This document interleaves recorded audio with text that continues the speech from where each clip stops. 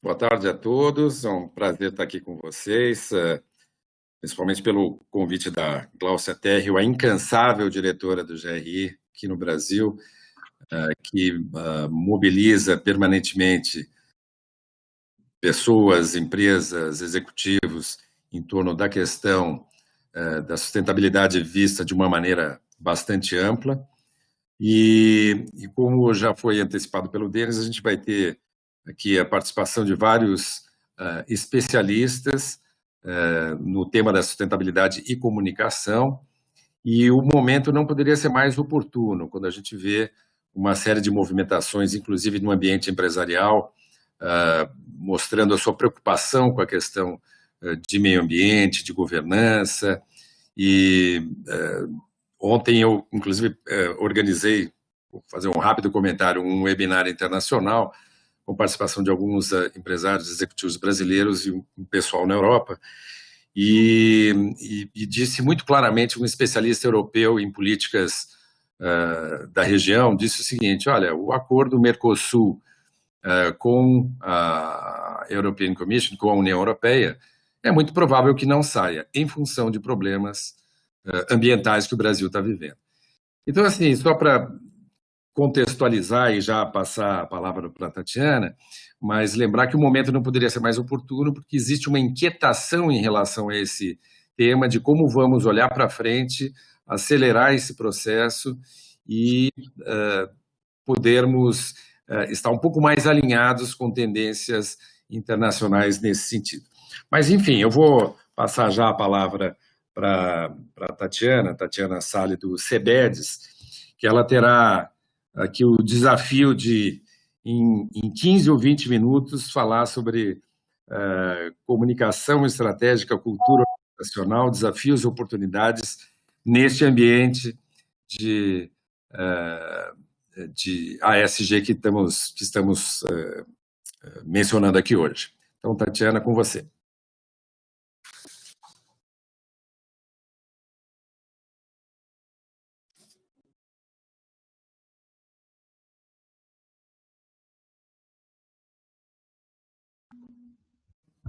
Tatiana, seu áudio deve estar no mudo.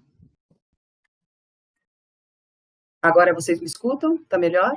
Sim. Boa tarde. Então, vou começar. Boa tarde, muito obrigada a todos, principalmente a Gláucia e o Denis pelo convite. Uma honra dividir esse painel com a Vânia e com a Vivi, e ter o Ciro, que eu brinquei que ele é a cota do nosso painel hoje, né? Nós somos um painel de mulheres com o Ciro nos ajudando. Eu vou começar só trazendo um contexto bem rápido sobre o que é o CEBEDES. Eu não sei se todo mundo conhece. O CEBEDES é o representante no Brasil do World Business Council for Sustainable Development. A sigla significa Conselho Empresarial Brasileiro para o Desenvolvimento Sustentável, e a gente trabalha junto a empresas e diferentes atores do mercado brasileiro por um desenvolvimento sustentável e por uma economia de mais baixo carbono. Pode mudar, Bê. O CEBEDES ele existe desde 1997, a visão dele é sempre ser reconhecido como vanguarda, como o setor empresarial brasileiro sempre promovendo as soluções sustentáveis, com impacto, e especialmente de maneira colaborativa. Eu acho que essa é a parte mais importante que a gente tem que falar. E vamos lá, Denis. Como a gente veio falar um pouco sobre comunicação, eu trago aqui, bem rapidamente, uma publicação recente do CEBEDES, que é o Guia de Comunicação e Sustentabilidade. Eu não vou falar muito dele, eu vou trazer um contexto maior, mas achei importante a gente mencionar, porque futuramente faremos um evento para entrar mais nesse detalhe. Vamos lá, Dê. O que a gente entende é que a sustentabilidade hoje ela é necessária não só na gestão dos negócios, mas também na comunicação e na transparência. É uma forma de você garantir que a operação da sua empresa seja conhecida e não só as informações econômico-financeiras. E eu gosto sempre de falar que sustentabilidade é perenidade. Então, o que vai garantir realmente a existência das empresas e a nossa existência e o que a gente faz hoje no longo prazo é sermos sustentáveis de todas as formas possíveis. A gente, no guia, conseguiu pegar algumas informações muito interessantes, entre elas é que já tem uma percepção bem da maioria de que quando você fala em sustentabilidade tem uma relação direta com reputação, e a gente está vivendo um momento da humanidade onde informação flui de todas as formas, por todos os lados, então a reputação está sempre sendo posta na voga, então é muito importante entender que sustentabilidade, reputação e perenidade andam juntos, e já temos uma percepção da maioria, porque acima de 50%, de que existe uma relação direta entre você ter práticas sustentáveis e o valor de mercado daquela empresa ou daquele ativo. Eu gostaria de aumentar um pouco, de falar não só da empresa, mas do ativo. Uma vez que você constrói uma boa comunicação, que você tem transparência, que você conversa, você cria um processo de construtivo junto com todas as suas partes interessadas, e gestão de risco e gestão de oportunidades é o que fazem tanto investidores quanto empresas no dia a dia. Pode mudar, Dê. Para trazer um pouco de contexto, que foi o que me pediram, é que a gente fala muito em ASG, ESG, que na verdade é a mesma coisa que sustentabilidade, é só uma nomenclatura mais recente, e que faz o investidor e quem faz a parte de gestão conseguir olhar os pilares de uma forma mais concreta. Então eu tiro a palavra sustentabilidade e transformo ela em 3 grandes pilares, o E, ou A de ambiental, o S de social e o G de governança, e ele já entrou na agenda empresarial de forma estruturada. A gente viu uma mudança do Business Roundtable sobre a supremacia do acionista virar a supremacia do stakeholder ou das partes relacionadas. A gente já viu a sustentabilidade tornar empresas e pessoas mais suscetíveis a perder ou a ganhar reputação e emprego. Então, a gente no passado não via ninguém virar CEO pela sustentabilidade, mas a gente já viu algumas pessoas deixarem de ser CEO pela sustentabilidade. Pode mudar, Dê. Também já entrou na agenda dos investidores, e é essa que eu vou trazer de uma forma um pouco mais ampla, que a gente começa a ver a BlackRock, depois de 4 anos, com uma carta que sempre falava que sustentabilidade e ESG seriam temas endereçados. A gente chega em 2020 com a 4ª carta do Larry Fink, e a BlackRock tomando atitudes reais sobre como investir e como não investir em empresas que estão endereçando especialmente mudanças climáticas. Quando a gente fala em ESG lá fora, a mudança climática é um dos temas mais em voga, e a gente começa a ver uma demanda por diversidade também na hora de escolher ativos ou de participar de uma abertura de capital ou de votar numa chapa de conselho de administração. Pode mudar. O próximo slide, eu trago é uma definição de 2012, mas é uma definição, então definição é atemporal, né? O que é investimento sustentável? O Global Sustainable Investment Alliance, que é uma rede global de investimentos responsáveis ou sustentáveis, diz que investimento sustentável é uma estratégia que faz referência a fatores ambientais, sociais e de governança, tanto na seleção quanto na gestão desses ativos. Então, para o lado da empresa, significa que dar essa informação está ajudando quem olha a empresa a saber melhor sobre ela, conhecê-la melhor. Ou seja, se você se comunica em sustentabilidade, você também ajuda quem faz essa análise. Pode mudar. A importância da transparência, que é o tema que a gente está falando. A gente está falando em comunicação estratégica, e eu acho que a palavra transparência ela é essencial quando a gente fala em comunicação estratégica. Eu gosto de falar um pouco da iniciativa das Bolsas de Valores Sustentáveis, que ela monitora 102 bolsas globais e já tem estatísticas de que 55 já possuem algum tipo de orientação sobre relatórios de sustentabilidade ou ESG, e 25 já tem requisitos obrigatórios para você abrir o capital ou para você listar relacionados aos temas ESG ou à sustentabilidade. Outra parte muito importante que a gente sempre reforça da transparência e da comunicação é o acesso a essas informações por meio dos terminais de informações e pelos investidores. Buscam-se informações públicas e buscam-se informações em fontes de dados já conhecidas. Então, a gente tem terminais Bloomberg, terminais da Thomson Reuters, que mudou de nome, né, que agora é Refinitiv, que usam essas informações públicas das empresas para poder fazer essa análise. Pode mudar. Quando a gente falando de formas de reportar ou de como fazer essa análise, a gente tem alguns padrões internacionais e algumas fontes de referência. O CDP é uma das referências quando a gente fala em mudanças climáticas e florestas, e ele é, sim, uma das fontes de dados muito usado por fornecedores terceiros e por quem faz análise de sustentabilidade ou ESG. Um outro padrão que é um padrão que cada vez se torna mais presente é o SASB, né, do Sustainability Accounting Standards Board, que hoje já possui 77 padrões ou arcabouços setoriais para fazer uma análise ESG. e é uma coisa que não é tão recente, o SASB já vem trabalhando isso há alguns anos, e desde 2018 ele já tem esses arcabouços ou frameworks setoriais para ajudar as empresas nessa comunicação. Pode mudar, Denis. Aí, aqui eu tenho, né, que fazer referência ao GRI, o GRI, que quem organiza esse evento, e a Gláucia, que é a pessoa mais querida de todos, como disse o Ciro, vem trabalhando essa agenda há muito tempo, e a gente vê que o GRI é um dos padrões internacionais mais utilizados pelas empresas para se comunicar na sustentabilidade.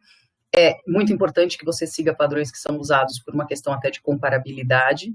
Eles são os primeiros padrões que foram adotados amplamente no mundo, né, globalmente, e continuam sendo usados, inclusive, em combinação com outros arcabouços ou frameworks existentes, como o SASB, e muitas vezes com o relato integrado, que é a outra iniciativa que eu trago nesse slide, que eu acho que é um desafio da comunicação e da transparência conseguir realmente falar de sustentabilidade vinculada com informação financeira e trazendo o impacto disso para a operação, para o dia a dia e para o futuro da empresa. Pode mudar.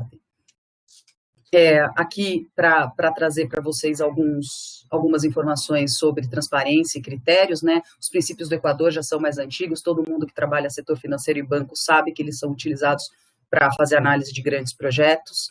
O PRI, que é uma rede de investidores que busca a integração ESG em seus ativos, já existe desde 2006. O Brasil teve a primeira rede nacional em 2007, e a agenda vem crescendo de uma forma muito, muito exponencial, e após 2008, especificamente por causa da crise que a gente teve nos bancos, foi uma crise de governança, essa agenda ganhou mais tração. O IFC, né, o IFC, é também o braço do Banco Mundial de Investimentos, que há muitos anos tem padrões ESG, que muitos de nós, no mercado de capitais, como nas empresas, usa de referência. O IFC tem todo tipo de análise feita para projetos usando a sustentabilidade ou ESG, e mais recentemente, a sigla da vez, porque a gente adora uma sopa de letrinhas na sustentabilidade, vem a TCFD, ou a Força Tarefa para Divulgações Financeiras Relacionadas ao Clima, Task Force for Climate Related Financial Disclosures, que a gente teve uma participação do Brasil ativa, na pessoa da Denise Pavarina como vice-presidente, quando foi criada, e a intenção é facilitar, tanto por parte das empresas como de instituições financeiras, divulgações sobre o impacto das mudanças climáticas diretamente em seu balanço patrimonial, sua DRE, seu fluxo de caixa, e é uma tendência, e a gente está vendo a TCFD também inspirar regulações e autorregulações mundo afora. Pode mudar, Dê. Eu falei que ia falar em 15, eu falei em 10, eu fico aqui à disposição para a gente fazer o debate, para ele ser rico. Eu gostaria de reforçar a mensagem de que sustentabilidade e ESG são a mesma agenda.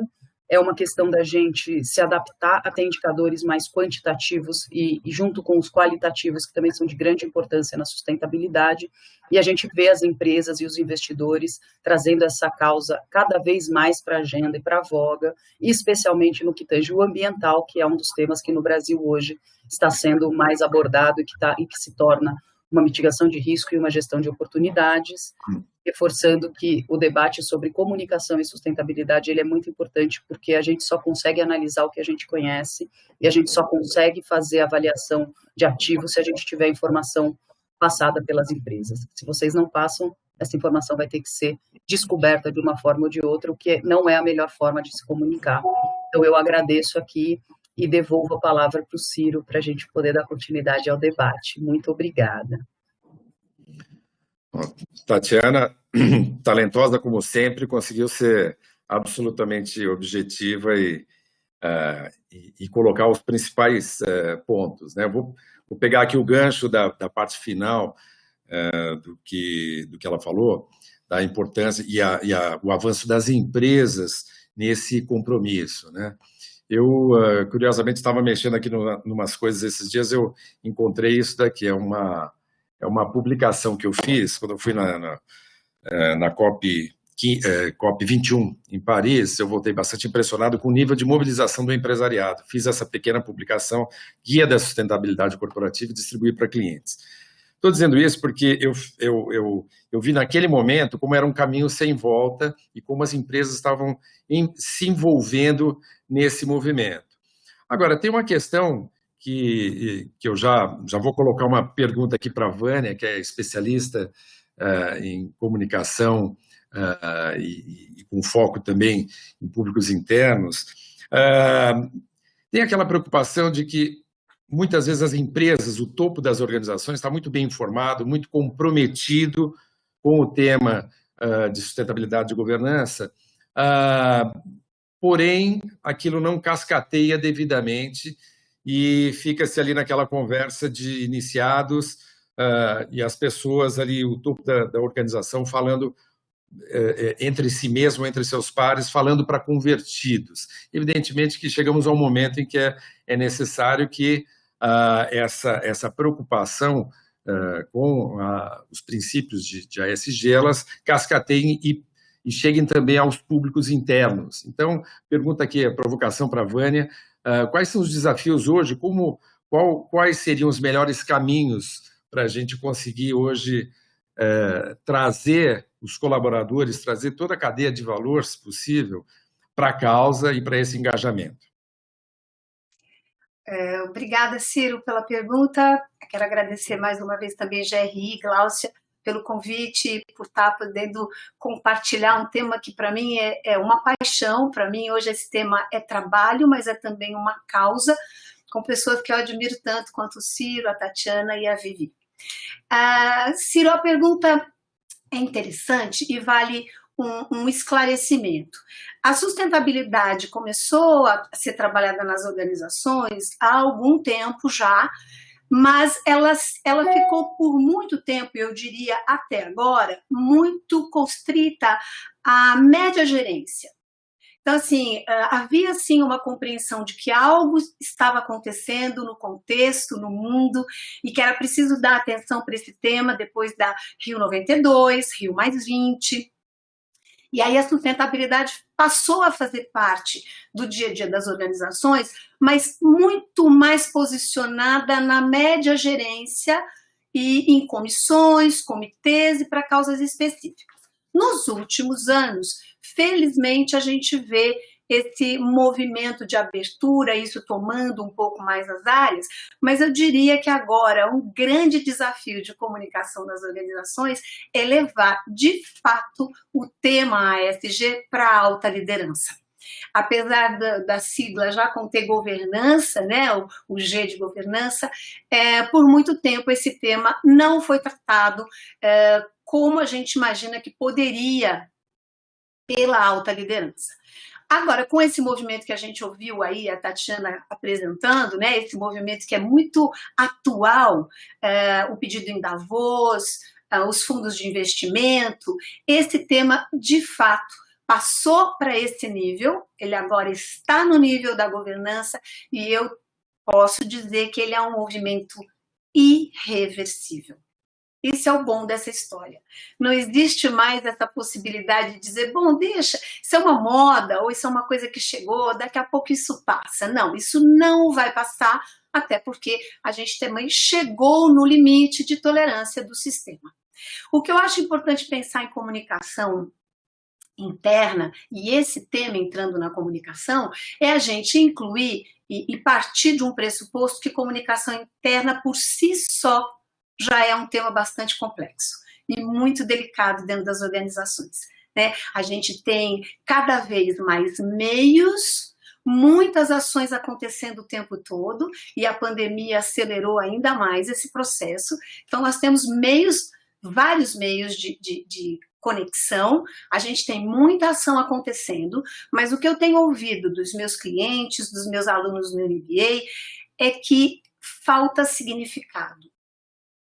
As pessoas estão exaustas de um volume absurdo de informações. E fica muito difícil fazer esse papel que hoje todos nós como comunicantes na Rede Peão, porque eu sou de um tempo, né, Ciro, como você e com a Vivi, que a comunicação acontecia na área de comunicação. A gente criava um meio, definia, editava e distribuía os conteúdos. Hoje não, hoje a gente vive uma realidade de Rede Peão. Todo mundo produz, edita e distribui comunicação. Então isso por si só para a gente já é um grande desafio, porque a comunicação não cabe mais na área de comunicação. A comunicação agora é uma questão de corresponsabilidade. Todo mundo recebe e gera impacto a partir da comunicação. Então, considerando já esse contexto complexo, que já é um desafio para que a gente consiga fazer com que é relevante seja percebido pelo funcionário na empresa, a gente tem o ASG com um aspecto muito peculiar, porque ele não pode ser tratado como uma informação a mais. Essa é a minha crença. Ele não pode ser mais uma sigla nessa enorme sopa de letrinhas que a gente ouviu a Tatiana apresentar. Porque o ASG, a proposta do ASG, a possibilidade dele de fato acontecer, passa por uma nova compreensão de mundo. Passa por novos critérios e novas referências para a tomada de decisão. E a gente precisa compreender que nós não fomos preparados para essa visão mais sistêmica, mais integrada, mais profunda. Especialmente quando a gente pensa na liderança sênior. A faculdade não nos formou para isso, a gente não tinha esse dado, então acho que a gente poderia partir de um pressuposto, de um princípio, de que todos precisamos aprender um pouco sobre isso. E especialmente a alta liderança. Eu acho que tem um trabalho grande de comunicação para que eles compreendam que sim, tudo que eles aprenderam até aqui é legítimo, é importante, é valioso, mas precisa ser revisitado. E o ASG exige da gente, por conta dos modelos mentais, das práticas, dos hábitos que a gente desenvolveu em décadas de trabalho voltado intramuros, em que a gestão significava cuidar do meu território e de alguns poucos interesses. E isso agora precisa transcender essa barreira, ser sistêmico, incluir o ecossistema como um todo. E nós não desenvolvemos ainda habilidade para isso. Então, existe um processo em toda a organização que passa por desaprender coisas que eu acredito, que eu gostava de fazer, que funcionavam até aqui, mas que a gente vai precisar desaprender e começar um processo de aprendizado novo, com uma nova perspectiva. E a comunicação nesse processo é absolutamente essencial, porque eu acredito numa escola do construcionismo social que diz que a gente aprende em relação. Não é possível transferir saber de uma cabeça a outra de forma automática. Na verdade, o conhecimento acontece quando o que eu digo faz sentido para você. E aí, então, você pode absorver e incluir esse novo ponto de vista, esse novo saber, como parte do seu hábito e, a partir daí, mudar seu comportamento e criar uma nova cultura. É disso que se trata. O SG tem que se transformar numa cultura consolidada. E não apenas mais uma informação que eu sei, e nem mais um protocolo que eu cumpro. Então, a comunicação vai, nesse ponto, surgir com a possibilidade de educar, de ajudar a compreensão das pessoas, para que aí sim, no dia a dia, elas possam tomar novas atitudes, estabelecer novas formas de relação e consolidar uma cultura que é mais inclusiva, mais equânime, mais justa. Vou tomar um pouquinho de água aqui. Ok, bom, obrigado, Vânia. Então, vou pegar também o gancho da sua fala, você falou da busca de novos significados, promover aprendizados, buscar uma nova cultura, e isso tudo só é possível se existe algum nível de inquietação, uma inquietação produtiva. Então, vou passar a palavra aqui para uma das pessoas mais inquietas no ambiente da comunicação e da sustentabilidade, no melhor sentido possível dos termos, que é a Viviane Mansi, diretora da Toyota, e uma ativa frequentadora das redes sociais e produtora de conteúdo e de ideias de forma permanente. Então, ela tem uma visão internacional interessante por trabalhar para uma grande montadora, a maior montadora em volume de vendas no mundo. E eu vou pedir para ela compartilhar, então, a percepção e a experiência dela nessa jornada, nessa trajetória de tentar ressignificar alguns desses itens que a gente está falando aqui nessa jornada da sustentabilidade dentro de uma grande montadora. Olá, gente. Obrigada, Ciro. Deixou a coisa meio difícil para dar continuidade agora. Mas, de qualquer forma, eu acho que o que nós conversamos agora, o que a gente tem ouvido, o que a gente ouviu da Vânia e o que a gente ouviu da Tatiana, tem coisas aí, tem sementes bastante importantes para a gente conversar daqui para frente. E eu queria fazer alguns ganchos. Primeiro, sabe, a gente vem conversando um pouco para alinhar o que a gente poderia trazer de contribuição efetiva para esse painel. E aí, hoje cedo, eu baixei o guia de comunicação para sustentabilidade, versão 1, que foi feita faz 10 anos pelo CEBEDES. E o que a gente vê lá, no final das contas, eu até fiz umas notinhas, era vamos aprender com os nossos erros, vamos ser mais transparentes, vamos tentar uma comunicação que engaje emocionalmente, porque no final das contas a gente não se engaja naquilo que a gente não conhece, não é mesmo? Só que fazer isso não é exatamente fácil. Eu poderia dizer que, passados 10 anos, talvez a gente ainda tenha um pouco dessa necessidade de fazer as 3 coisas. E envolver as pessoas dentro de casa, envolver os empregados, e eu gosto de chamar empregados e sempre desce rasgando, porque parece que a gente tira valor das pessoas por chamá-las de empregados. E, na verdade, não. Na verdade, a gente não atribui valor se a gente chama de colaborador. Então, é uma coisa curiosa, né? A gente tem comunicação com o acionista, com a imprensa, com a comunidade, e, de repente, a gente tem comunicação interna. Então, acho importante devolver o nome, né? Então, comunicação com empregados, colaborador, funcionário, o que a gente preferir, mas trazer de volta o sujeito na relação. Porque dentro de casa, especialmente quando as empresas crescem muito, o que a gente assiste é um pouco de fragmentação. Então, a gente conseguir chegar nesse contexto de... A Vânia não citou essa palavra especificamente, mas eu acompanho de perto o trabalho dela, de convivência produtiva, onde a gente é capaz de enxergar onde a gente pode melhorar e fazer disso uma meta conjunta dentro da empresa, a gente leva tempo. E esse tempo que se leva, ele, para gerar significado, ele tem que ser um tempo de conversa, né? Um tempo de convívio. Ele não pode ser simplesmente um tempo de compartilhar informação, né? Porque compartilhar informação, na verdade, é quase que o passo zero, né? A gente precisa envolver as pessoas nisso.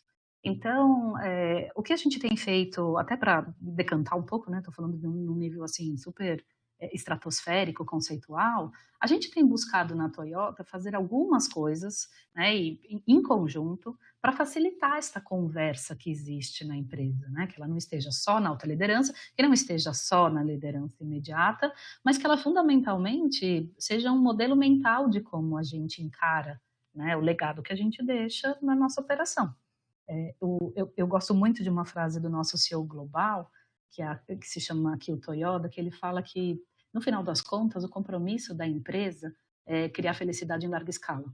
E o que isso quer dizer? Isso vem, né, de uma semente que a gente fala que quer colocar sorriso no rosto dos nossos clientes, mas vai muito além disso. Isso quer dizer que a gente faz as coisas de uma forma que a gente deixa a sociedade melhor do que a gente encontrou, que a gente distribui valor, que a gente envolve a nossa cadeia de fornecedores, que a gente envolve a nossa cadeia de concessionários, mas que a gente, de alguma forma, trabalha junto para construir coisas melhores para frente.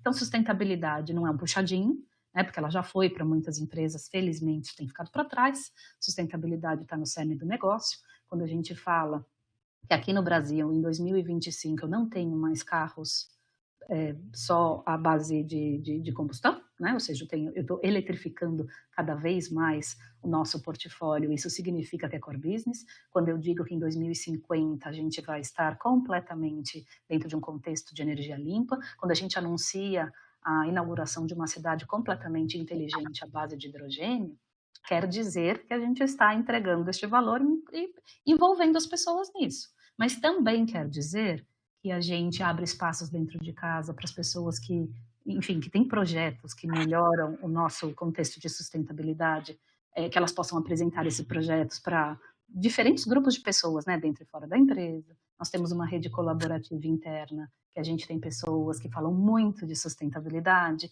mas não só no aspecto de meio ambiente, que foi, eu acho que é o primeiro acesso, né, que nós tivemos ao conceito de sustentabilidade, acabou sendo meio ambiente, ele ficou meio circunscrito, né, nesse campo em algum tempo, mas ele não é só isso. A gente é exemplo, né? Eu particularmente, eu me lembro de um momento bastante marcante. No começo desse ano, eu assumi a presidência da Fundação Toyota.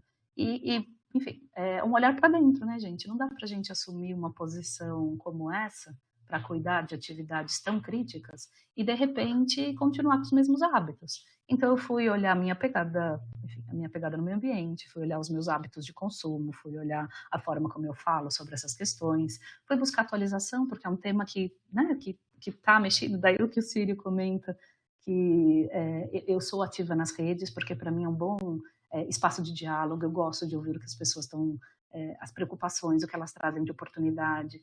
A gente até discute um pouco entre o oportunismo e a oportunidade, né? Será que as pessoas estão fazendo greenwashing? Ou será que a gente entrou numa perspectiva de green wishing, né? Que é para trazer o termo que a Tatiana fala.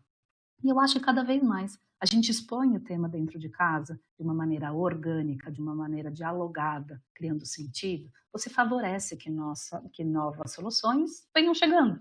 Elas não vão cair do pé, gente, infelizmente. Elas não vão ser um insight de gênio, né, na esquina da empresa. Porque se isso acontecer, pode ser muito pequeno. O que a gente precisa é da empresa dedicada a olhar questões de sustentabilidade para dentro, né, como de uma forma sistematizada, né, e a gente precisa das pessoas se importando com tudo isso.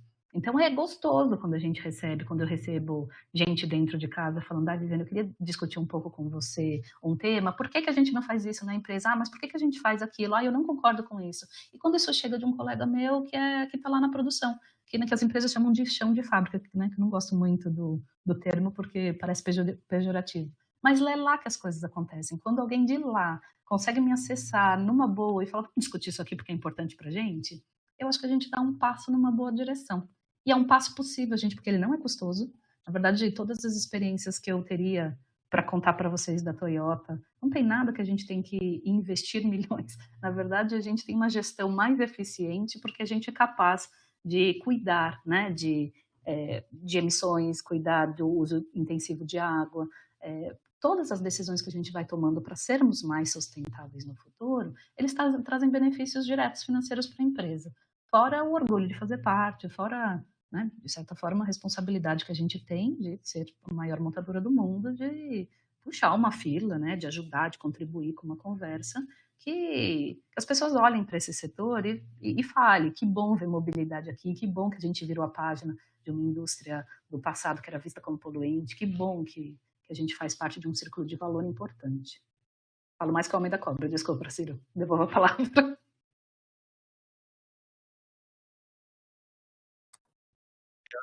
Obrigado, Viviane. Tem aqui já algumas considerações dos participantes e algumas considerações e algumas perguntas, né? Uma primeira consideração é aqui, que é do Adécio Vasconcelos. Ele faz um elogio para a Viviane pela, segundo ele, a perfeita colocação sobre o tratamento da força laboral como empregados e não como colaboradores, e da comunicação como ponte de engajamento interno. E uma das questões que tinha sido colocadas, eu acho que acabou sendo, de alguma maneira, aqui já endereçada, que era uma questão do Calil Curi Filho, que ele perguntava como a comunicação podia ajudar no esforço de retenção de talentos e no sentido de pertencimento dos colaboradores ou empregados. Eu acho que também essa questão já foi, de alguma maneira, endereçada. Tem uma outra pergunta da Laís Gomidi, que diz respeito à questão de metodologias mais eficientes para avaliar o nível de maturidade de ASG das empresas. Mas eu vou deixar essa questão para daqui a pouco, porque eu quero passar a palavra para a Tatiana e fazer uma pequena provocação Há algumas semanas atrás, a Gláucia vai lembrar, estávamos numa reunião do Conselho do GRI e um dos membros do Conselho, que é um empresário, ele perguntou bastante sobre a questão de como fazer uma ponte, como dar mais concretude à questão do conceito da sustentabilidade e a vida das empresas, e o interesse das empresas e o modelo das empresas, né? Então, a pergunta que eu queria fazer, que é a pequena provocação produtiva junto à Tatiana, é em relação a essa comunicação com investidores, né? Na medida que o BlackRock, como você mesma mencionou, passou a defender certas premissas com as quais não dava muita atenção até recentemente, em termos de sustentabilidade, como deve ser formatado e como é que você vê a evolução da comunicação em relação aos investidores, que são aqueles que podem fazer uma grande diferença daqui para frente? Oi, Ciro. Eu acho que os investidores acabam sendo grandes motivadores porque eles falam o idioma, vamos dizer, que as gestões de empresas, os conselhos de administração e as diretorias executivas entendem, que é a gente falar de finanças, de economia e de trazer a sustentabilidade como um aspecto de gestão e não simplesmente algo que tem que ser feito no dia a dia só pela reputação ou só pelo impacto. Então, o investidor, quando ele começa a questionar as empresas sobre os aspectos ESG ou ASG, e a empresa começa a ter que refletir sobre os temas, acaba que a gente faz uma mudança, inclusive, de paradigma no aspecto de que trabalhar a sustentabilidade ou ESG é uma forma de trabalhar eficiência, é uma forma de trabalhar redução de custos, é uma forma de trabalhar a perenidade e a existência dentro de uma economia ou do mercado que a gente está vendo mudar e que a gente não tem certeza de qual ele vai ser, mas que tem uma necessidade de adaptação e transição. E ontem, quando a gente conversava sobre esse webinar, a palavra transição foi colocada pela Vânia, e eu falei para ela que era uma das palavras que eu mais gostava quando a gente fala em sustentabilidade ou em ESG, porque todos nós vamos transicionar como pessoas físicas e como pessoas jurídicas. E os investidores também estão transicionando, estão aprendendo a avaliar empresas e ativos, usando informações que eu sempre digo que são informações da operação. Quando eu olho o balanço, quando eu olho o DRE, quando eu olho um fluxo de caixa, eu estou olhando o financeiro. A hora que eu olho como uma empresa faz a gestão ambiental, como uma empresa faz uma gestão social dos seus empregados e das suas partes relacionadas, e como ela é governada, né, como que ela tem essa governança corporativa, eu estou pondo o pé, que nem disse a Vivi, no chão de fábrica, de uma certa forma. Eu estou vendo aquela empresa holisticamente. Então, fica para o investidor, a porta de entrada vai ser sempre gestão de riscos, na minha percepção de alguns anos trabalhando disso, e, ao mesmo tempo, ele olha a oportunidade de médio e longo prazo, de onde ele pode se beneficiar sendo um investidor daquele ativo. Então, eu acho que essa conversa com altos executivos e tendo os investidores como movedores da agenda no aspecto de acesso a capital e de investimentos, a gente começa a fazer essa transição que a Vânia trouxe tão bem ontem e que, de uma certa forma, vincula com o lado do greenwashing que a Vivi disse, que eu falei ontem, né, que é um artigo que eu li, que a gente discute o greenwashing, mas a gente vê as empresas hoje caminhando para um desejo de fazer mais e que talvez a comunicação seja uma forma da gente deixar muito claro, dentro e fora de casa, a importância que é dada a esses temas e a forma como eles são devidamente endereçados com o público interno e com o público externo. Espero ter respondido a sua pergunta. Vou tentar juntar aqui duas perguntas que eu acho que elas se conversam bem. A primeira, eu já tinha mencionado da Laís Gomide, como avaliar as metodologias mais eficientes para identificar o nível de maturidade ESG ou ASG das empresas. Pergunta da Laís Gomide, que eu acho que conversa com a pergunta da Júlia Siqueira, que é de uma suposta dificuldade das empresas em mostrar suas vulnerabilidades e do seu hábito mais frequente de falar das suas fortalezas quando produzindo os seus relatórios de sustentabilidade, seus relatórios anuais. Então, a pergunta da Júlia é como os stakeholders podem avaliar devidamente empresas que têm esse tipo de comportamento. Eu acho que essa pergunta também, então, casa com a pergunta da Laís sobre formas eficientes de avaliar o nível de maturidade ESG ou ASG das empresas. Quem se habilita? Viviane, Tatiana, Vânia?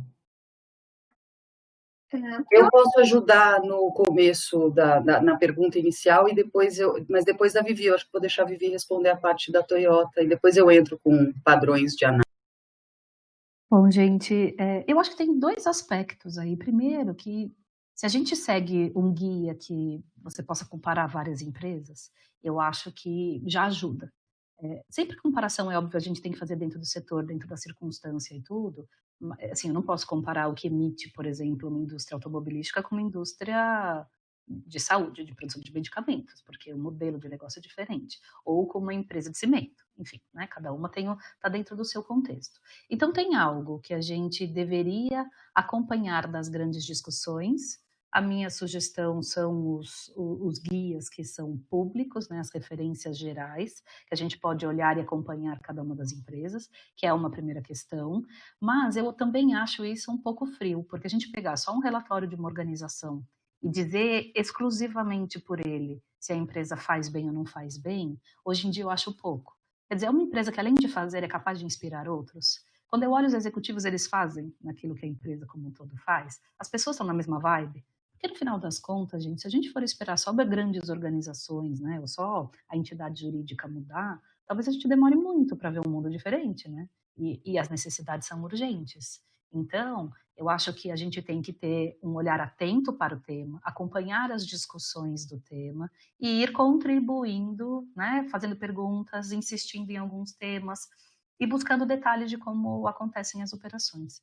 A gente vive um lado bom de muita transparência hoje, das pessoas muito envolvidas e, enfim, as empresas produzindo dado, compartilhando o que elas fazem, mas, gente, a gente só vê a ponta do iceberg, né? Porque a quantidade, a produção de dados de uma empresa no seu contexto, no seu dia a dia, é absurdamente grande. Então, difícil publicar tudo, ou seja, a gente não devia olhar para um instrumento só, sabe? Essa seria a minha contribuição. Eu queria contribuir, porque realmente o que a Vivi traz é muito delicado. A gente tem, imagina olhar uma empresa em todos os seus aspectos, todos os seus impactos, a gente tem que falar em externalidades, né? Porque são os impactos que a empresa gera mesmo sem ter consciência de que eles estão acontecendo. E eu soube agora recentemente, pensando em ferramentas, e aí a gente tem que se apoiar na tecnologia, porque a inteligência artificial pode nos ajudar nessa limitação cognitiva e de visão de mundo. Eu soube que o professor Pavan Sukhdev lançou agora em Davos uma ferramenta chamada I360X. O professor Pavan trabalha há muitos anos com o estudo de externalidades e eu fiquei muito feliz com o lançamento desse produto, desse projeto, porque ele é bastante acessível. E o que ele faz? Hoje ele permite, de uma forma com um custo bastante razoável, que uma empresa consiga calcular todas as suas externalidades, pensando em capital humano, então na relação com seus empregados, capital ambiental, enfim, os impactos que ela gera, ela consegue hoje lançar esses dados, e claro que quanto melhor esses dados forem, melhor será o resultado, mas no final, receber como resultado uma conta corrente. Porque, na verdade, um aspecto que a gente tem que mudar também é que as externalidades não são só negativas. Existem muitas externalidades positivas. As empresas, na sua atividade, também geram ganhos para a sociedade que muitas vezes não são percebidos nem contabilizados. Então, a ideia é monetizar. Isso é transformar em números mesmo, lá que cabe na tabelinha do Excel, aquela coisa mais simples, a minha conta corrente. O que a minha empresa gerou de externalidade positiva versus o que ela gerou de externalidade negativa, tentando chegar num balanço de equilíbrio. Eu acho que é uma ferramenta nova, inovadora mesmo, e que pode ajudar muitas organizações a compreenderem melhor onde é que elas podem atuar, onde é que elas devem colocar o foco, e também ajudar no reconhecimento do que é positivo. Então, seria como fazer uma grande síntese de todos esses relatórios que hoje a gente tem disponíveis no mercado. Ciro, eu queria tentar endereçar de uma forma rápida e prática a pergunta sobre falar de coisas boas ou coisas... a dificuldade das empresas de falar da parte que não é tão boa, né? E sobre a pergunta dos melhores padrões ESG que a gente tem para divulgar. Eu gosto sempre de reforçar que sustentabilidade ou ESG é uma jornada, não é algo dado que você vai descobrir qual é o caminho perfeito. Foi como disse a Vânia, como disse a Vivi, existem enormes quantidades de padrões e de referências que podem ser usados. Muitas vezes eles precisam ser avaliados internamente para poder ser uma decisão institucional de qual a gente vai seguir nesse primeiro momento, num segundo momento, num terceiro momento dessa jornada. E eu acho que é uma provocação muito bem feita e vou responder meio que deixando a pergunta no ar, que não adianta você falar de sustentabilidade de ESG e só falar de coisa boa, realmente não. A gente precisa saber quais são os desafios, a gente precisa saber quais são as partes não tão boas e a gente precisa saber quais são os planos para endereçar essas não tão boas. Então, eu sempre gosto de falar que ninguém de nós, nem pessoa física, nem jurídica, é impacto zero. Nenhum de nós é 100% sustentável, mas a gente sempre tem melhorias e a gente tem formas de se acompanhar como a gente faz isso. Então, quando a gente fala qual é o melhor padrão ESG para avaliar uma empresa, qual é o melhor relatório, na verdade, o melhor é muito pessoal ou muito definido pela empresa e pela entidade que está falando do tema, e isso precisa ser considerado no bom e no ruim. Então, se eu tive um ano que eu tive algum problema relacionado ao ESG, eu tenho que falar. Se eu tive um ano onde foram desafios, ou que a gente definiu metas, ou que se definiu alguns objetivos de médio e longo prazo, também tem que ser ditos. E a gente hoje vive um momento da comunicação, da transparência e da velocidade de informação que roda, que se você não falar, alguém vai ficar sabendo do mesmo jeito. É melhor que a fonte seja sempre a empresa dessa informação ESG, para garantir tanto a credibilidade quanto a necessidade de depois tirar dúvidas ou de poder acompanhar ao longo do tempo. Então, eu não tenho a resposta de $1 milhão de qual é o melhor padrão e de qual é a melhor análise, mas eu tenho a resposta de que o que a gente tem no mercado hoje é muito bom e as empresas precisam escolher a melhor forma, mover para frente e falar do ASG no positivo e no negativo para garantir que uma análise feita por investidores e uma decisão de compra do consumidor também seja feita baseada em informações que vieram da empresa. Obrigado, Tatiana. Eu acho que é quase impossível a gente não abordar uma nova variável aqui. Evidente, estou aqui conversando com 3 pessoas, 3 especialistas, 3 pessoas com trajetória nessa área de sustentabilidade, muito conhecimento acumulado. Agora, a gente tem um fato que é recente, que é a Covid-19. Então, esse é um fato novo, né, que de alguma maneira vai impactar em maior ou menor escala qualquer atividade, qualquer tipo de empresa. Então, eu queria ouvir de vocês quais as percepções iniciais depois desses 4 meses de pandemia e de uma pandemia que a gente não sabe quando é que vai terminar, como é que isso vai impactar na sequência de discussões e mobilizações que estão sendo feitas neste campo. O Klaus Schwab, que é o diretor-geral do World Economic Forum, ele criou até uma expressão que é o The Great Reset. Então, ninguém menos que o World Economic Forum está falando que é a hora do capitalismo, a gente rever alguns princípios do capitalismo e fazer um grande reset em toda essa atividade econômica em nível global e privilegiando muito o olhar sobre a questão ambiental e a questão social. Então, o que a gente falou até aqui tem muito a ver com essa trajetória, com essa narrativa que vem sendo construída ao longo dos anos. Mas a gente tem esse fato novo que vai impactar durante muito tempo a vida no planeta inteiro. Então, eu queria que vocês fizessem alguns breves comentários, que a gente já está avançando no tempo, mas uma rápida pincelada da percepção de vocês em relação a essa nova variável que veio para ficar. Bom, acho que eu vou começar pegando o gancho do que a Tatiana falou, que a gente comentou ontem, de transição, né? A gente está vivendo um momento de transição. A gente já tinha outras viroses sociais que não o Covid, né? Então, na verdade, o Covid veio expor outras doenças, outras fragilidades que foram construídas ao longo dos últimos séculos, da iniquidade, da desigualdade, enfim, das mudanças climáticas que estão aí e são muito importantes.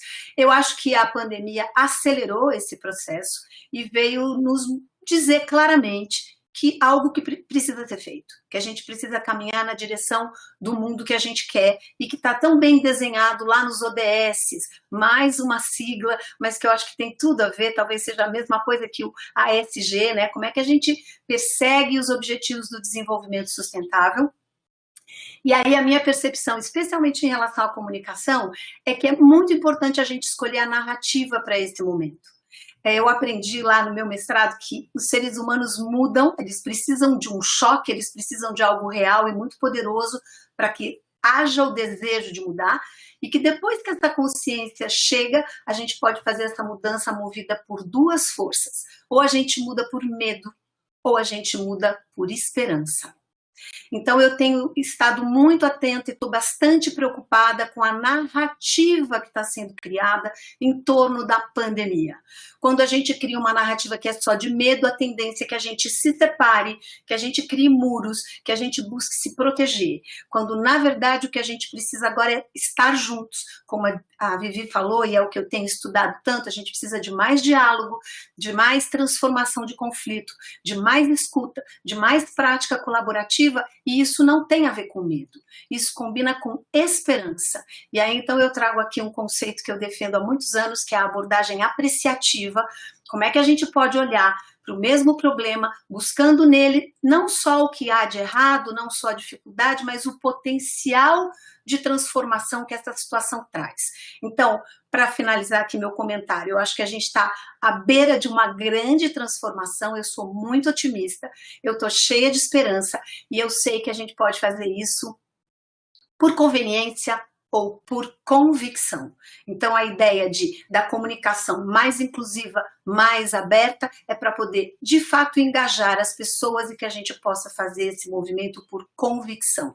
E as mensagens que a gente vai compartilhar agora, o tom que a gente vai dar para essas mensagens, a forma como a gente vai se comunicar, pode fazer toda a diferença nesse processo.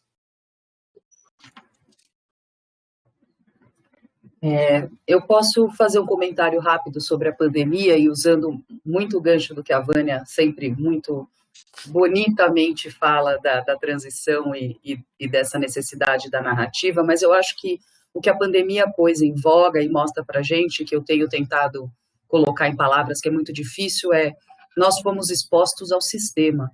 O sistema está buscando equilíbrio e a gente faz parte desse sistema, então se uma pandemia põe a gente no momento onde a gente tem que refletir sobre a forma como a gente integra esse sistema e quais são as consequências que a gente sofre, mudança climática, meio ambiente, relações sociais, tudo isso é colocado também no debate. E eu acho que isso pode, que nem disse o Ciro, esse Great Reset, ou Green Reset, ou uma retomada verde, se a gente quiser traduzir para o português, uma retomada sustentável, se torna mais tangível, porque a gente teve escancarado para a gente qual é o efeito de não respeitar o meio ambiente, de não respeitar as outras espécies, e a gente está tendo que viver essa consequência. Então, eu acho que essa palavra de transição e adaptação, e a gente poder estar todos convictos de que fazemos parte desse sistema, e que esse sistema vai buscar o equilíbrio dele sempre, e a gente precisa fazer a nossa parte para que seja um equilíbrio, que todos estejam bem,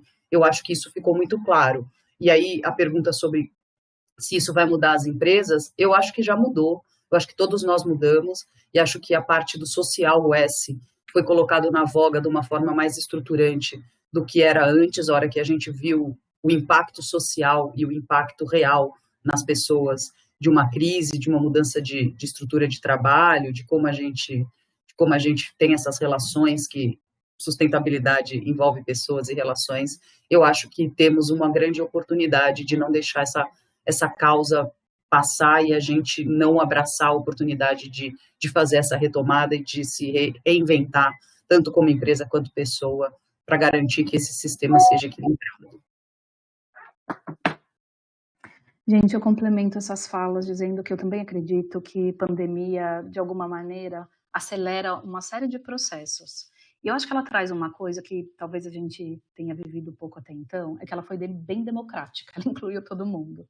A gente acaba deixando para depois questões de sustentabilidade, porque a falta de, né, as questões de clima que a gente vive, né, tudo que está desequilibrado atinge primeiro quem é mais vulnerável nas cadeias, e não inclui quem está dentro das empresas, nas suas cadeiras de couro, né, gente?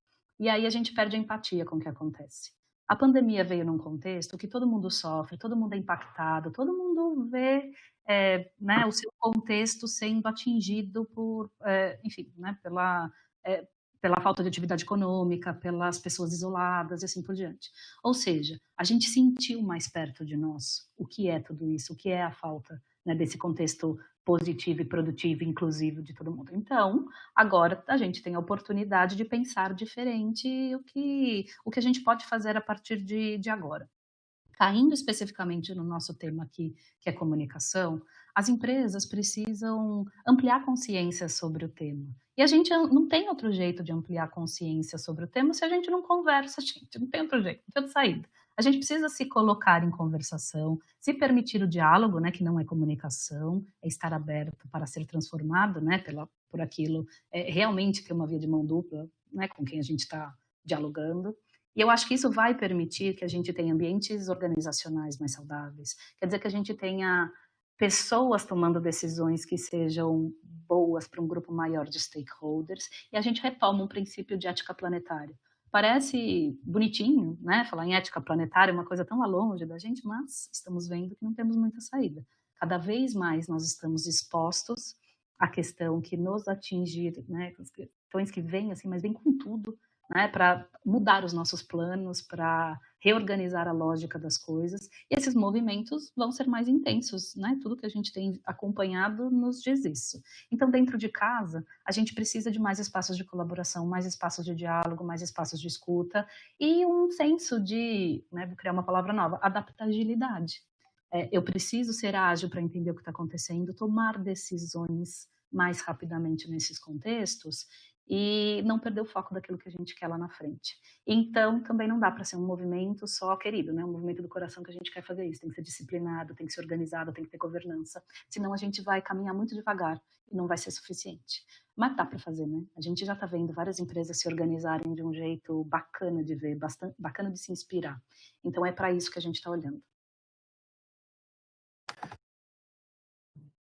Ok, a gente tem aqui várias perguntas ainda, mas eu quero voltar ao tema da comunicação interna, porque parece que causou bastante interesse aqui. Então, uma das perguntas é como desenvolver cultura de sustentabilidade junto ao público interno das organizações, quais competências em comunicação devem ser privilegiadas?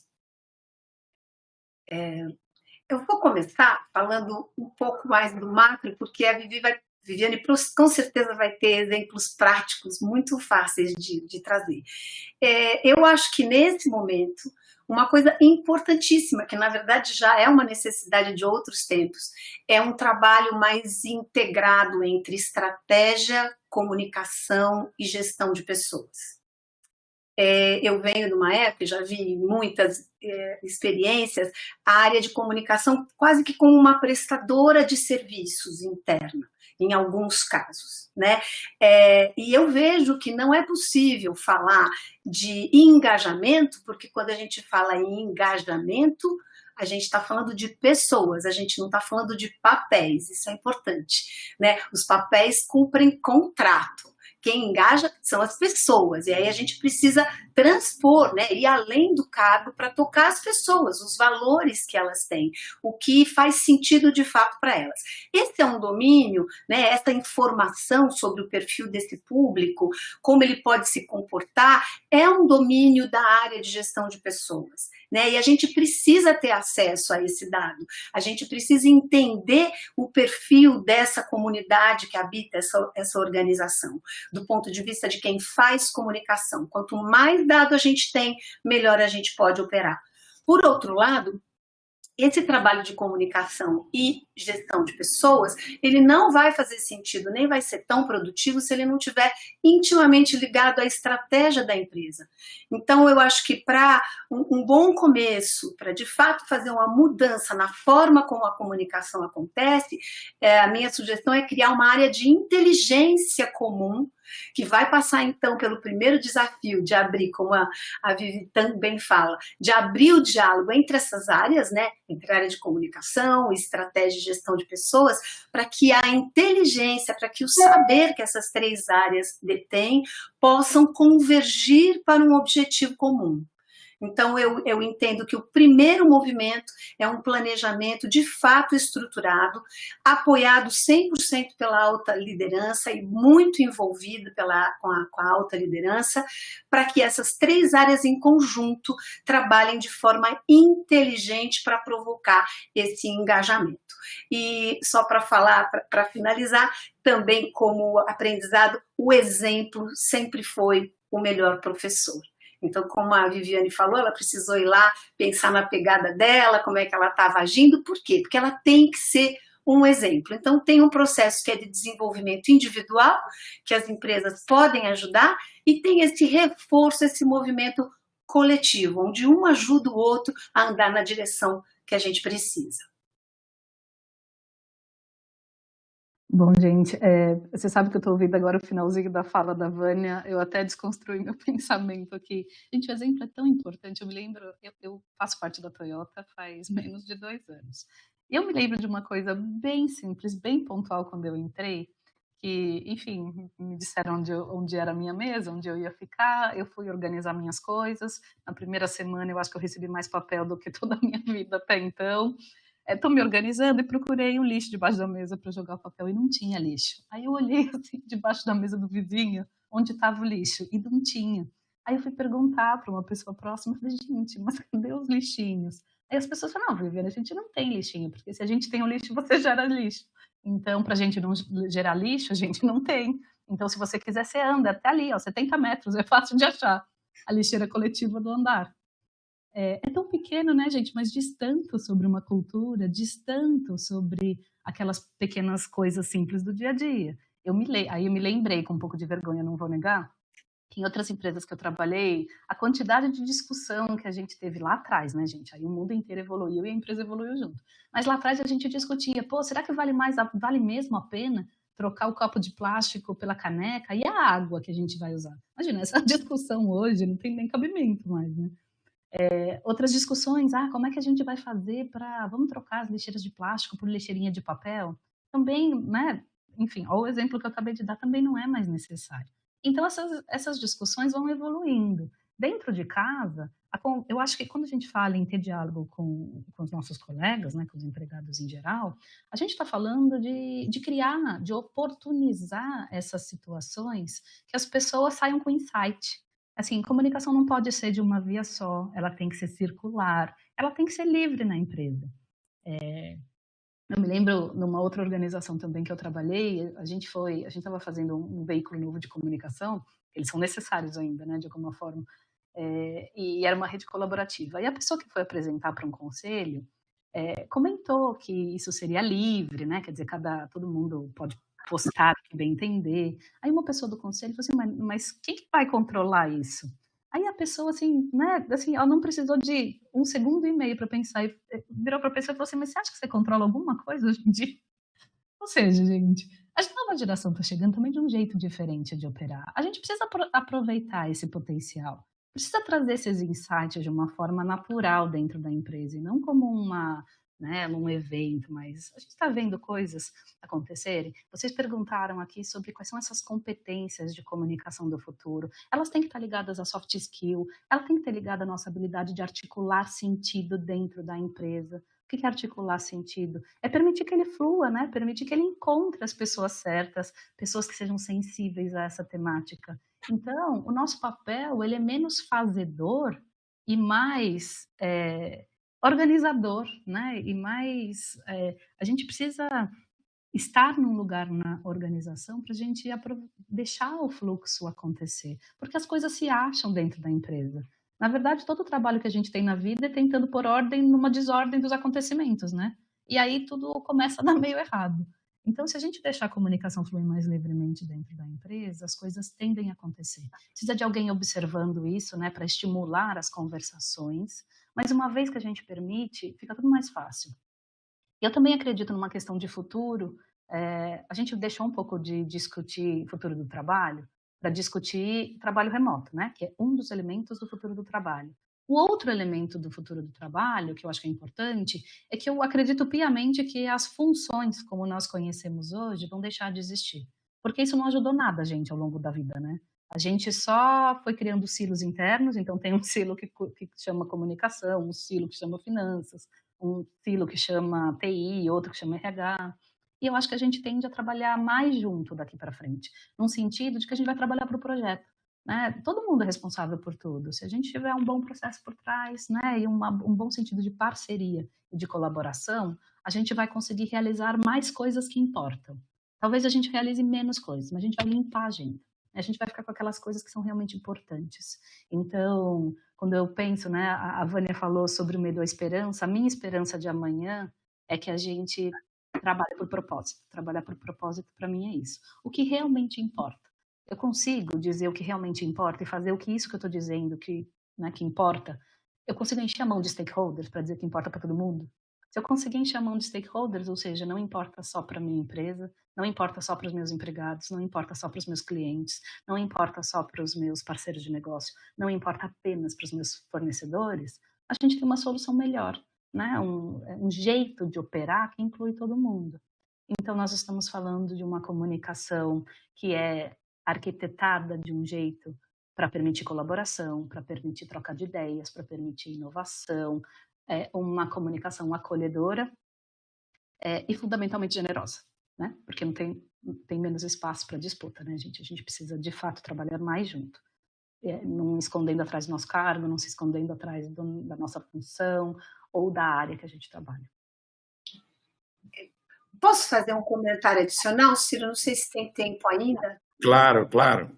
Não, é que o que a Vivi trouxe me lembrou de uma coisa importante, né? Quando a gente pensa em ASG nesse momento de mundo, a gente está falando muito em inovação, né? A gente precisa inovar na forma como a gente faz várias coisas para poder buscar esse equilíbrio sistêmico que a Tatiana falou, passa por aí. O ano passado eu fui para um evento em Berlim, eu tinha lá uma palestra para fazer sobre colaboração, e um dia antes da palestra, eles convidaram um grande inovador alemão, que é capa de revista, desses que tem um hub enorme, e eu tinha levado como contribuição na minha palestra a comunicação e a CNV, a importância da comunicação não violenta, que é uma forma, né, de trabalhar a comunicação. Mas o dia antes vem esse empreendedor, esse grande inovador, chega lá todo, né, barbudo, moderno, novo, com perfil de millennials total, e na plateia, gestores altíssimo level de grandes empresas globais. Todo mundo ali esperando, ansioso, e a pergunta que fizeram para ele, a primeira pergunta foi, não, conta aí então, como é que você faz para gerar inovação? Qual é a fórmula? Aí ele disse o seguinte, olha, eu descobri duas coisas importantes para fazer inovação. A primeira delas, sem dúvida nenhuma, é a diversidade, porque eu preciso de gente diferente, de lugares diferentes, idades diferentes, para eu poder ter tantos pontos de vista que gerem algo que todo mundo contribui, mas nenhum deles sabia ainda desse resultado. Isso é inovação, né? A gente depositar o saber com o do outro e descobrir coisas novas. Então, a inovação é o ponto de partida. A segunda coisa que eu descobri, a duras penas, diz ele, e que para mim é mais importante ou joga junto com a primeira, é a necessidade de ter uma comunicação positiva. Tanto que ele diz, já há algum tempo, todos os fornecedores, parceiros, incubados, todo mundo que entra na minha célula de trabalho é obrigado a fazer uma formação em comunicação não violenta. Não é sequer uma escolha, é mandatório. Porque o que ele descobriu é que se a gente não aprende a se comunicar de uma forma respeitosa, se eu não consigo acolher esse ponto de vista que é diferente do meu e a diferença que existe no outro, a única coisa que eu tenho é confusão e conflito. Então, voltando aqui para a importância da comunicação, não só aquela comunicação formal, organizada, que é distribuída, mas a comunicação na convivência, né, que é o meu foco de trabalho, como é que a gente se comunica para uma convivência mais produtiva, se as pessoas não desenvolverem as habilidades que a Vivi falou de soft skills, para mim são essential skills, que é essa habilidade de entender a si mesmo, entender o outro e fazer essa partilha de uma forma colaborativa, a gente não vai conseguir inovar. A gente não vai conseguir ir adiante, pelo menos não com a velocidade e com o prazer que isso pode trazer. Então, a gente também tem um desafio de formação na comunicação para que a gente possa conviver e juntos endereçar essas questões que são enormes, que são muito desafiadoras, mas trazendo todo mundo a bordo e não deixando ninguém para trás. Ok. Tem uma pergunta que é, além de uma pergunta, uma grande consideração aqui da Elisa, todo um raciocínio, que eu vou direcionar aqui esse tema para a Tatiana. A Elisa diz o seguinte, uma pergunta: falta maturidade ou é receio das empresas não comunicar compromissos futuros? Pelo menos em relatórios anuais ou de sustentabilidade, o olhar é para trás ou para o curtíssimo prazo. São poucas as empresas que comunicam metas e compromissos para 5, 10 anos. E acredito que isso dificulta enxergar os caminhos de criação de valor ao longo do tempo. Tatiana, a bola está com você. Obrigada, Ciro. Na verdade, eu acho que a gente está vendo uma mudança acontecer já, a gente está vendo empresas começarem a divulgar metas e objetivos relacionados à sustentabilidade ou aos temas ESG de uma forma mais transparente. Eu acho que o fato de ser um assunto que hoje está muito em voga e que realmente entendeu-se que ele tem um impacto, a gente chamava de externalidades ou de não financeiros, quando na verdade é pré-financeiro, né? Tudo que é ESG em algum momento vira financeiro, as empresas começam a trabalhar essa comunicação e a dar esse direcionamento de longo prazo sobre metas e objetivos. A gente já viu algumas empresas tendo metas e objetivos um pouco mais subjetivos de melhorar a minha eficiência, de melhorar o meu uso, e a gente já viu empresas colocando meta de ser carbono neutro até 2050. A gente tem empresas que têm metas que são acompanhadas, que têm as metas de redução de uso de energia, de consumo de água. Talvez essas informações não estejam só nos relatórios anuais, e eu acho que isso também é uma coisa que pondo um tempero na nossa conversa sobre comunicação. Com a tecnologia em mãos hoje, não adianta você ter um documento estático que é divulgado uma vez por ano. Essas metas muitas vezes aparecem nos relatórios, mas elas têm que ser comunicadas e acompanhadas de uma forma um pouco mais recorrente do que simplesmente uma vez ao ano divulgar uma informação. Mas eu acho que a gente começa a ver, sim, algumas metas. Eu queria trazer uns exemplos, mas eu vou comer bola de alguém, mas eu já vi empresa falando que até 2050 vai ser carbono neutro, eu já vi empresa pondo metas de redução de 35%, 40% em consumo de energia ou transição para uma energia mais renovável. A gente tem empresas que tiveram, trazendo um exemplo muito aberto de comunicação, é o comunicado que o CBEDS lançou recentemente sobre preservação da Amazônia, sobre a retomada verde, onde a gente viu presidentes e CEOs de empresa assinando essa carta abertamente, esse documento público, com o nome deles e não só com a empresa. Então, a gente começa a ver esse vínculo que a Vânia e a Vivi sempre fazem, né? São pessoas, as empresas são feitas de pessoas, a sustentabilidade depende das relações humanas, de como a gente se comunica interna e externamente. Então, eu acho, Elisa, que tem sim empresas dando essas metas e cabe também a nós, como consumidor, investidor e empregados dessas instituições, sempre cobrar que essas metas e esses objetivos sejam públicos e muitas vezes saber que pode ser que a gente defina hoje e que a mudança, a inovação que a Tânia trouxe, a transição que a gente viva, vai fazer a gente ter que rever. Mas isso funciona com metas financeiras e pode funcionar com metas e objetivos ESG da mesma forma. Então, a gente vê, mas a gente é um país que está aprendendo a ter longo prazo agora, e sustentabilidade é uma agenda de longo prazo. Diga-se isso na emissão de títulos verdes. A gente começa a ver títulos, né, de dívidas sendo emitidos com vencimento a 25 anos. Há 10 anos atrás, você falava em 25 anos para frente no Brasil, você não tinha coragem nem de pensar em fazer alguma coisa. Então, a gente está vendo essa mudança e a gente está começando a aprender que para fazer sustentabilidade, para se comunicar sobre ESG e conseguir andar na jornada, precisamos por metas, acompanhar e estar pronto para inovar, mudar e adaptar a todo momento. A Tatiana, no começo, falou que eu, nesse grupo aqui, eu sou cota, né? Porque eu sou uma minoria. Então, eu queria ouvir vocês agora, a maioria, sobre uma questão que a gente ainda não abordou, e a gente falou sobre vários aspectos aqui de ASG, mas eu queria ouvir vocês um pouco sobre a questão de mulheres nos conselhos de administração, mulheres em cargos de comando das empresas. Até o ano passado, pelo menos, as mulheres eram só 11% do número de pessoas compondo conselhos das empresas listadas na B3.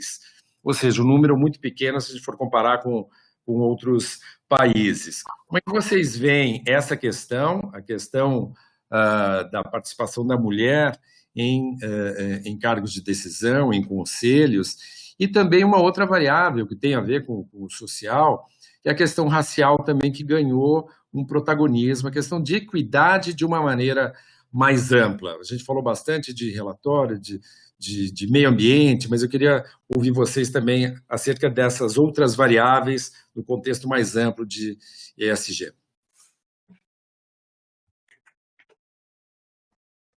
Quem vai começar advogando em causa própria? Vamos lá, gente. Ciro, uma posição muito pessoal minha, e eu acho que a fala da Vânia anterior, quando ela definiu inovação pelo millennial que ela conheceu lá na Alemanha, eu acho que ele deu a resposta para a gente. Para a gente conseguir inovar, transicionar e fazer parte de uma nova economia, a diversidade, ela é necessária para você ter uma diversificação de ideias, de paradigmas, de vieses. Então, eu, Tatiana, acho que a gente, sim, toda empresa se beneficia de ter mais mulheres, de ter mais negros, de ter mais LGBT, de ter mais diversidade de todas as formas nos topos, porque são pessoas que trazem pontos de vista diferentes. Vamos trazer um exemplo prático para eu poder passar a palavra para as minhas duas outras companheiras de causa aqui, de a gente ter mais gente, mais diversidade nesses órgãos de governança, se você tem uma empresa onde o seu maior público são mulheres e você não tem mulheres no conselho ou na diretoria. Você está perdendo oportunidade de negócio, porque as mulheres trariam ideias do que você poderia estar fazendo para atender esse próprio público. Mesma coisa aplicada para outros tipos de diversidade, de gênero, raça, etnia, religião. Eu acho que quanto mais a gente se abre para isso, mais a gente vai ter empresas inovadoras, empresas transformadoras e perenes ou sustentáveis, se a gente quiser usar a palavra que eu gosto de usar. Eu vou continuar essa fala, então. Gente, o conceito de diversidade em si, ele é excludente, né? Porque enquanto a gente tiver que mencionar todo mundo, a gente vai deixar alguém de fora. Eu ouvi uma vez de um professor da PUC, que infelizmente eu não me lembro o nome, né? Tamanha a reflexão que a fala dele me provocou, que a gente vai ter mudado de status de verdade quando a gente começar a falar no único, não no diverso, né? Quer dizer, quando todo mundo for igual de verdade, acabou a nossa necessidade de discutir isso. Mas a Tatiana está correta, né? Assim, como ir em outra direção? A gente precisa ter espaço para respeito genuíno entre as pessoas, tanto faz a característica ou as características que esta pessoa traz. De ordem, eu acho que a gente precisa cuidar de todos os pontos, né? Do ponto da gente ter representatividade nos campos de tomada de decisão, mas a gente também precisa ir para o miúdo, né? O que é o miúdo? É a gente garantir que a gente respeita a fala das mulheres ou dos negros ou de qualquer outro grupo que a gente quiser pensar hoje na empresa que eventualmente não está encontrando um lugar de fala. A gente precisa cuidar da nossa linguagem interna para que ela não seja masculina, porque hoje ela é bastante intensa no masculino. Então, em vez de eu falar os gestores, por que eu não falo a liderança? Em vez de eu falar, mesmo aqui que nós falamos, né, dos empregados, a gente não fala das pessoas dentro de casa. Como é que a gente faz uma comunicação, um texto, uma letra, uma narrativa dentro da empresa que ela ela não seja tão excludente, né? Que ela consiga trazer essas diferenças. E, gente, como é difícil fazer isso? Isso está muito longe de ser fácil. Eu lanço um livro agora no comecinho de agosto, e eu escrevo com uma colega, com uma pessoa, enfim, né, que é bastante dedicada a esse tema também, que a gente vai falar, e a gente fez uma leitura, leu e releu o livro várias vezes para ir limpando os termos que a gente achou que eram mais masculinos. E se a gente fizesse isso mais 10 vezes, a gente ia encontrar, sabe? Então, está longe de ser uma coisa simples. Só que se a gente não tiver atenção para essas coisas, elas não mudam. Eu acho que a gente não está num contexto que dá para fazer uma coisa só, né? A gente tem que fazer várias coisas ao mesmo tempo. É um convite, também é uma questão de ampliar a nossa consciência. E onde mais a gente puder incluir, menos gaps nós teremos no futuro. Eu embarco nessa posição também das duas, em especial aqui da Viviane, porque, para mim, a minha compreensão é que a diversidade é humana. Cada um é absolutamente único. E isso nos faz tão únicos quanto iguais. A gente vai encontrar perfis de caráter e comportamento em todos esses grupos. Eu sou absolutamente favorável às bandeiras que defendem alguns grupos, porque além do preconceito a gente tem a discriminação, que é um outro aspecto desse preconceito, que é quando o outro realmente vai sofrer por isso, vai ser punido, vai ter menos condições por conta da sua etnia, da sua idade, da sua posição social.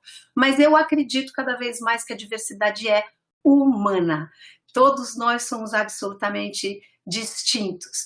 Com relação às mulheres, eu tenho acompanhado algumas pesquisas em que as mulheres demonstram, por conta até da própria cultura, da formação, acabaram desenvolvendo mais as tais das soft ou essential skills, né? Essa escuta mais atenta, o acolhimento, uma abertura maior, e isso tem contribuído para que as mulheres ganhem espaço na alta liderança. Não só o movimento, a luta por esse direito, mas também porque nós estamos nos mostrando mais competentes para lidar com algumas situações que são emergentes e importantes agora, do que a comunidade masculina.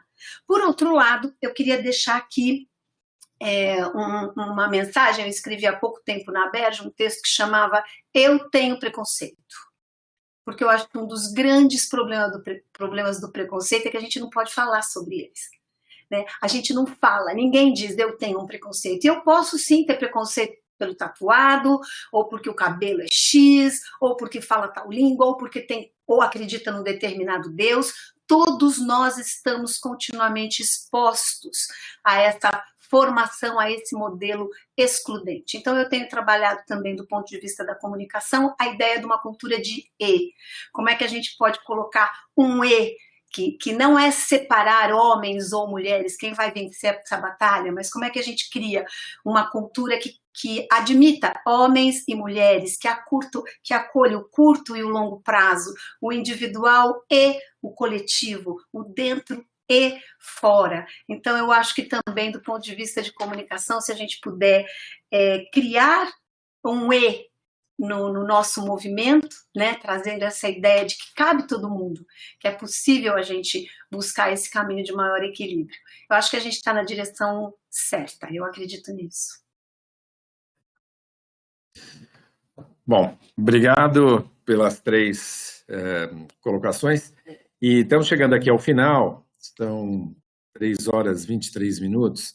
Eu vou pedir uma consideração final de cada uma de vocês, Vânia, Tatiana e Viviane, mas em vez da gente encerrar com aquela mensagem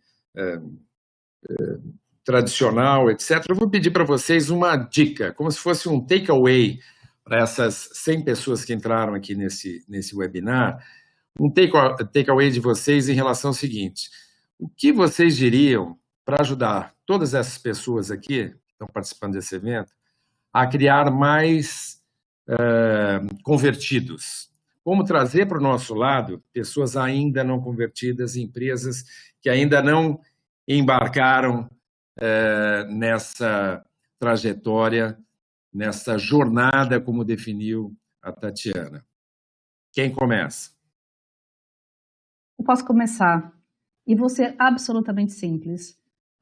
Se conselho fosse bom, a gente não dava, né, gente? Mas, de qualquer forma, eu acho que o primeiro é pedir perdão em vez de permissão. E o segundo é uma brincadeira que eu faço de forma muito recorrente, que é vai com tudo.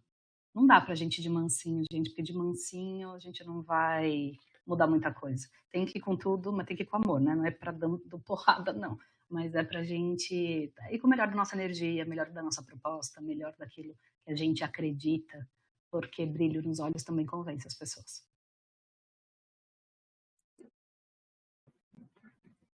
Deixa eu falar, porque deixa a Vânia finalizar, porque a Vânia tem as falas mais, que eu considero as que mais fazem a gente refletir, então eu vou pedir para o Denis colocar um slide. Você quer que eu deixe aqui uma mensagem final, Ciro, ou uma dica, um takeaway para as pessoas? O que a Vivi falou é lindo e é isso mesmo, vai com força, vai feliz, vai com amor, porque a gente muda o mundo quando a gente acredita nessa causa. E eu faço uma reflexão de cada um de nós aqui nesse slide, deixo para vocês como meu takeaway, que é nós, como consumidores, como investidores e como pessoas que fazemos parte de organizações, temos que sempre ter em mente como que a gente olha a sustentabilidade na busca por produtos e investimentos, como que a gente faz para exercer o nosso papel nessa mudança necessária para uma economia mais sustentável. As pequenas ações e acreditar fazem toda a diferença, ou na comunicação, ou no investimento, ou na compra, ou no dia a dia. Então, o que eu deixo aqui para nós é escutem a Vivi, vão feliz e com força e faz que a coisa dá certo. Eu fico já motivada pela fala das duas.